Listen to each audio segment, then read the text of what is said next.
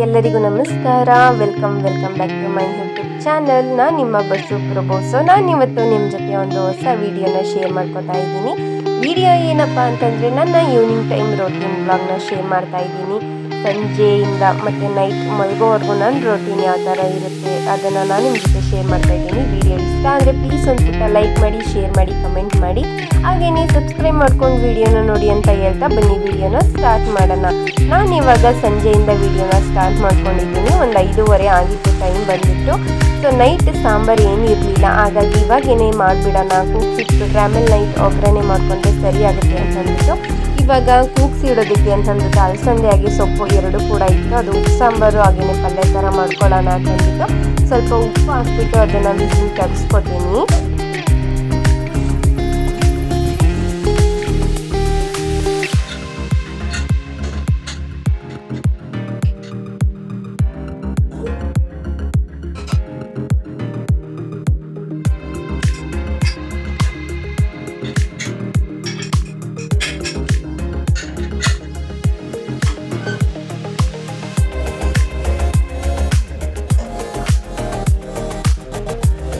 Next day ತಿಂಡಿಗೆ ಅಂತ ಅಂದ್ಬಿಟ್ಟು ನಾನು ದೋಸೆಗೆ ಅಂತಂದ್ಬಿಟ್ಟು ನೆನೆಸಿಟ್ಟಿದ್ದೆ ಅಕ್ಕಿ ಹಾಗೂ ಉದ್ದಿನಬೇಳೆ ಎಲ್ಲನೂ ಕೂಡ.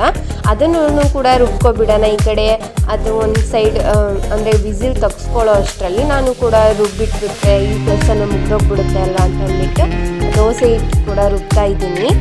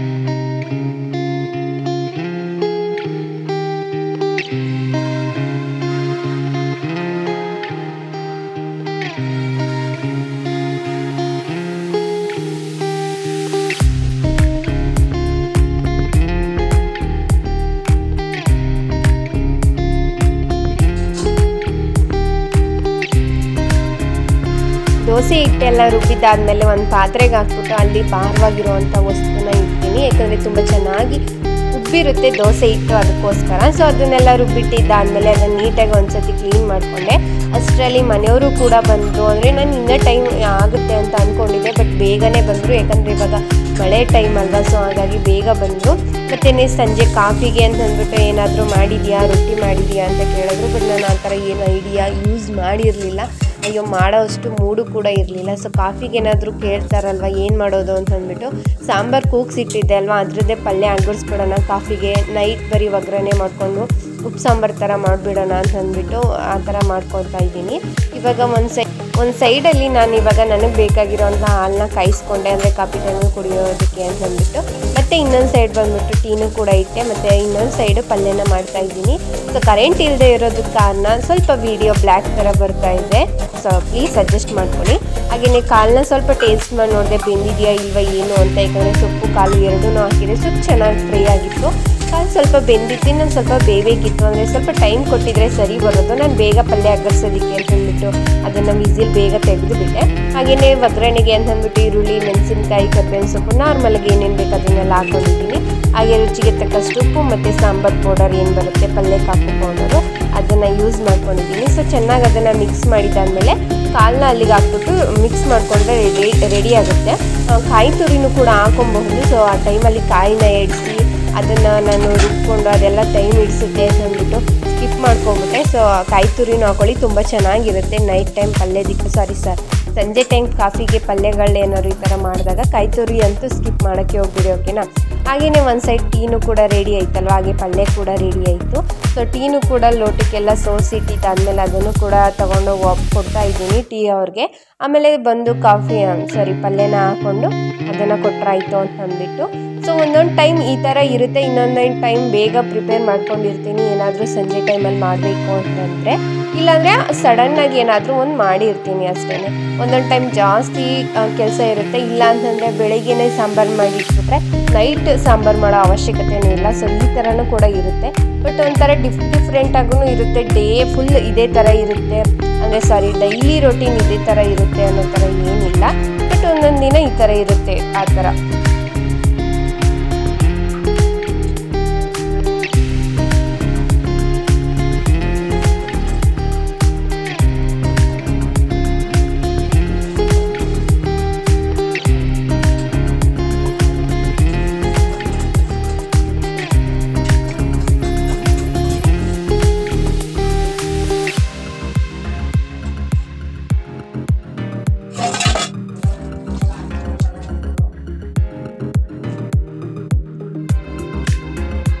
ಪಲ್ಯ ಎಲ್ಲ ಒಗ್ಗರಣೆ ಕೊಟ್ಟಿದ್ದಾದಮೇಲೆ ಅದನ್ನು ಈ ಥರ ಬೌಲ್ಗೆ ಸರ್ವ್ ಮಾಡ್ಕೊಂಡಿದ್ದೀನಿ. ಸೊ ಇದನ್ನು ತೊಗೊಂಡೋಗಿ ಎಲ್ಲರಿಗೂ ಕೊಟ್ಬಿಟ್ಟು ಕಾಫಿ ಟೈಮ್ನು ಕೂಡ ಮುಗಿಸ್ಕೊಂಡಿದ್ದಾಯಿತು. ಅಂದರೆ ಒಂದು 6:30-7 ಗಂಟೆ ಒಳಗಡೆನೇ ಕಾಫಿ ಟೈಮ್ ಮುಗ್ದೋಗ್ಬಿಡುತ್ತೆ. ಅದಾದಮೇಲೆ ನಾನು ಸ್ವಲ್ಪ ರೆಸ್ಟ್ ಮಾಡ್ತೀನಿ. ಅಂದರೆ ಫೋನ್ ನೋಡೋದಾಗಿರ್ಬೋದು, ಸುಮ್ಮನೆ ಹಂಗೆ ಒಟ್ಟಿನಲ್ಲಿ ಜಾಸ್ತಿ ಫೋನ್ ನೋಡೋದನ್ನೇ ಮಾಡ್ತಾ ಇರ್ತೀನಿ. ಒಂದು 7:45 ಅಷ್ಟರಲ್ಲಿ ಸ್ವಲ್ಪ ಅಡುಗೆ ಮಾಡೋಕ್ಕೆ ಬರ್ತೀನಿ. ಮೊದಲೆಲ್ಲ ಸ್ವಲ್ಪ ಲೇಟಾಗಿ ಊಟ ಮಾಡ್ತಿದ್ವಿ, ಒಂದು 9:30 ಕೂಡ ಆಗೋಗ್ಬಿಡ್ತಿತ್ತು, 9:45 ಕೂಡ ಆಗೋಗ್ಬಿಡ್ತಿತ್ತು.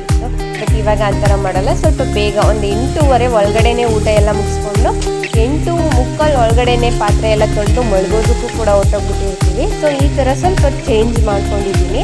ಹಾಗೆಯೇ ಇವಾಗ ವೀಡಿಯೋಗೆ ಬಂದುಬಿಡೋಣ. ಇವಾಗ ನಾನು ಸಾಂಬಾರಿಗೆ ಅಂತ ಅಂದ್ಬಿಟ್ಟು ಒಗ್ಗರಣೆಗೆ ಸ್ವಲ್ಪ ಸಿಂಪಲ್ಲಾಗಿಯೇ ಬೆಳ್ಳುಳ್ಳಿ, ಮೆಣಸಿನ್ಕಾಯಿ, ಹಾಗೆಯೇ ಕರ್ಬೇವಿನ ಸೊಪ್ಪು, ಈರುಳ್ಳಿ ಇಷ್ಟನ್ನು ಹಾಕ್ಕೊಂಡು, ಹಾಗೆಯೇ ಒಂದೇ ಒಂದು ಟೊಮೊಟೊನ ಹಾಕ್ಕೊಂಡಿದ್ದೀನಿ, ಸ್ವಲ್ಪ ಹುಳಿಗೆ ಅಂತ ಅಂದ್ಬಿಟ್ಟು. ಹಾಗೆ ಒಂದು ಸೈಡ್ ರೈಸ್ಗೂ ಕೂಡ ಇಟ್ಟಿದ್ದೆ, ಮತ್ತು ಪಲ್ಯಕ್ಕೆ ಕೂಗಿಸ್ಕೊಂಡಿರುವಂಥ ಕುಕ್ಕರ್ ಇತ್ತು, ಅಂದರೆ ಸಾಂಬಾರೆಲ್ಲ ಕೂಗಿಸ್ಕೊಂಡಿದ್ದೆ ಅಲ್ವಾ. ಅದನ್ನು ಸುಮ್ಮನೆ ಯಾಕೆ ವೇಸ್ಟ್ ಮಾಡೋದಲ್ವ, ಎಕ್ಸ್ಟ್ರಾ ಪಾತ್ರೆಗಳಾಗುತ್ತೆ. ಸೊ ಅದೆಲ್ಲ ಬೇಡ ಅಂತ ಅಂದ್ಬಿಟ್ಟು ಅದೇ ಪಾತ್ರೆಯಲ್ಲಿ ನಾನು ಹಿಟ್ಟು ಹೊಂದ್ಸ್ಕೊಳ್ಳೋಣ, ಅಂದರೆ ರಾಗಿ ಮುದ್ದೆ ಮಾಡ್ಕೊಳ್ಳೋಣ ಅಂತ ಅಂದ್ಬಿಟ್ಟು ಅಲ್ಲಿಗೆ ನೀರಾಕಿ ಇಟ್ಟಿದ್ದೀನಿ. ರೈಸ್ನು ಕೂಡ ಮಾಡಿ ಇಟ್ಟಿದ್ದೆ.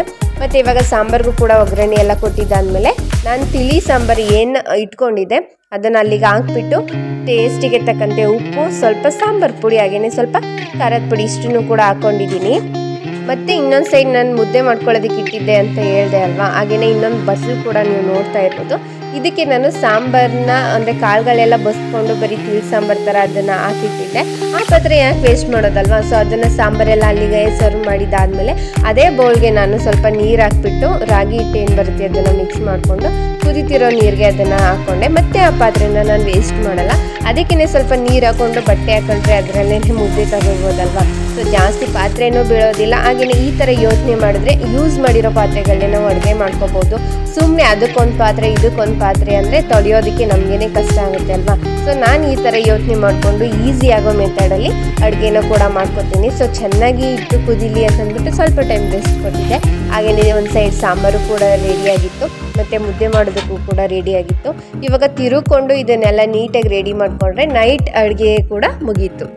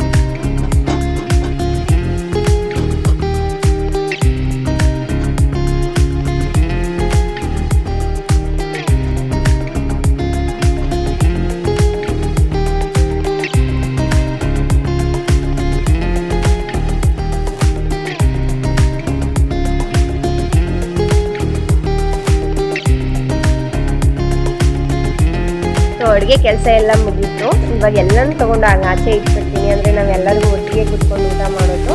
ಸೊ ಹಾಗಾಗಿ ಫಸ್ಟ್ ಇರೋ ಬರೋ ಏನೇನು ಅಡುಗೆ ಮಾಡಿದ್ದೀನಿ ಪ್ರತಿಯೊಂದನ್ನು ಕೂಡ ತೊಗೊಂಡೋಗಿ ಆಚೆ ಇಡ್ತೀನಿ. ಆಚೆ ಇಟ್ಟಿದ್ದಾದ್ಮೇಲೆ ಆಚೆನೂ ಕೂಡ ಕುತ್ಕೊಂಡು ಊಟ ಮಾಡಿಕೊಂಡು ಆಮೇಲೆ ಪಾತ್ರೆಗಳನ್ನೆಲ್ಲ ತೊಗೊಂಡೋಗಿ ಹೊರಗಡೆ ಇಟ್ಕೊತೀನಿ.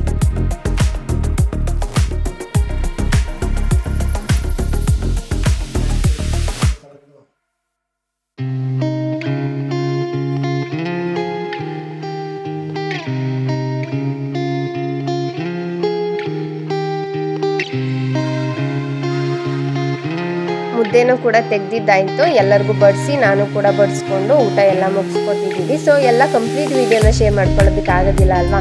ಹಾಗೆಯೇ ಪಾತ್ರೆಗಳೆಲ್ಲ ತೊಗೊಂಡೋಗಿ ವಾಶ್ ಮಾಡಿ ತೊಗೊಂಡಿತ್ತು, ಮತ್ತು ಅದಾದ್ರ ಜಗಕ್ಕೆ ಅದನ್ನೆಲ್ಲ ಶಿಫ್ಟ್ ಮಾಡಿ ಸ್ವಲ್ಪ ಅಡುಗೆ ಮನೆಯೆಲ್ಲ ನೀಟಾಗಿ ಕ್ಲೀನ್ ಮಾಡಿಕೊಂಡು ಈ ಥರ ಇಟ್ಕೊಂಡಿದ್ದೀನಿ. ನೀವು ನೋಡ್ತಾ ಇರ್ಬೋದು ಎಷ್ಟು ನೀಟಾಗಿದೆ ಅಂತ. ಸೊ ಈ ಥರ ನೀಟಾಗಿ ಕೆಲಸ ಎಲ್ಲ ಮುಗಿಸ್ಕೊಂಡು ರೆಡಿ ಮಾಡಿಬಿಟ್ರೆ ನೆಕ್ಸ್ಟ್ ಡೇ ಬೆಳಗ್ಗೆ ಎದ್ದು ಆರಾಮಾಗಿ ಕೆಲಸನ ಮಾಡ್ಕೋಬೋದು ಅಲ್ವಾ. ಸೊ ನಾನು ಈ ಥರ ರೋಟಿನ ಚೇಂಜ್ ಮಾಡ್ಕೊತಿದ್ದೀನಿ. ಸೊ ಹೇಗಿತ್ತು ನನ್ನ ಈವ್ನಿಂಗ್ ಟು ನೈಟ್ ರೋಟೀನ್ ಅಂತ ಕಮೆಂಟಲ್ಲಿ ತಿಳಿಸಿ, ಓಕೆನಾ. ಹಾಗೆಯೇ ಸ್ವಲ್ಪ ಒಂದು ಲೋಟ ನೀರನ್ನು ಕುಡ್ಕೊಂಡು ಮಲ್ಕೋತೀನಿ ಮಲ್ಕೊಳ್ಳುವಾಗ, ಮತ್ತು ಒಂದು ಸ್ವಲ್ಪ ಫೇಸ್ ವಾಶ್ ಮಾಡ್ಕೋತೀನಿ ಅಷ್ಟು ಬಿಟ್ಟರೆ. ಅಂದರೆ ಫೇಸ್ ವಾಶ್ ಅಂತ ಜಸ್ಟ್ ತಣ್ಣೀರಲ್ಲಿ ಮುಖನ ವಾಶ್ ಮಾಡ್ಕೊಬರ್ತೀನಿ ಅಷ್ಟೇ, ಅದನ್ನು ಬಿಟ್ಟು ನೆಕ್ಸ್ಟ್ ಯಾವ ಕೆಲಸನೂ ಮಾಡಲ್ಲ. ಸೊ ಇದಾಗಿತ್ತು ಫ್ರೆಂಡ್ಸ್ ಇವತ್ತಿನ ಈ ವಿಡಿಯೋ. ನನ್ನ ರೋಟೀನ್ ಯಾವ ಥರ ಇತ್ತು ಅಂತ ಕಮೆಂಟಲ್ಲಿ ತಿಳಿಸಿ. ಸೊ ಹಾಗೇನೆ ಸಿಗ್ತೀನಿ ನೆಕ್ಸ್ಟ್ ವಿಡಿಯೋದಲ್ಲಿ. Thanks for watching my video. Please ಒಂದು ಪುಟ್ಟ ಲೈಕ್ ಮಾಡಿ, ಹಾಗೆಯೇ ಸಬ್ಸ್ಕ್ರೈಬ್ ಮಾಡ್ಕೊಂಡು ವಿಡಿಯೋನ ನೋಡಿ ಅಂತ ಹೇಳ್ತಾ thanks for watching my video. Take care, bye bye.